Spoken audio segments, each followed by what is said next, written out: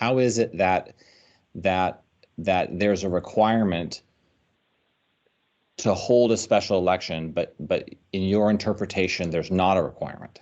But we are able to, according to charter, have a special election, and because there's time to do it. So based on the legal opinion, we do not have to hold a special election. That is the thing that there is nothing that requires us to hold a special election. We can choose to hold a special election or not. Is that correct?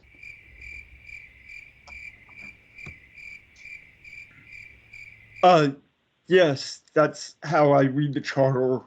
And I understand that it states not less than 90 days.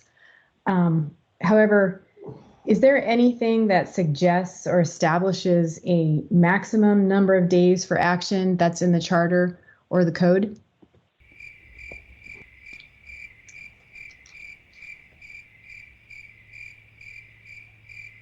That's a question for the attorneys. There is no maximum. The winner of the special election, they're a mayor, and they would come in and do what mayors do and probably seat new people and change staffing and all that kind of stuff for a very short time. And then potentially someone else comes in, unless that person also wins a regular election, and do it again. And that, I think, would create chaos for the city and certainly in that city hall.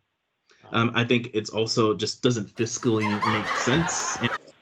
But I think it's very important that we basically allow the community to decide. From a statistics perspective, they believe that whoever wins the special election, if there were to have one, and if it needed a runoff, they would have a very high percentage of also winning the general election, the regular election. Well, there seems to be significantly more time in this case, and it seems to be the intent of the charter that the chair moving into the temporary mayor position is intended to be as temporary as possible, and that the intent is for the assembly to move towards filling that seat through an election.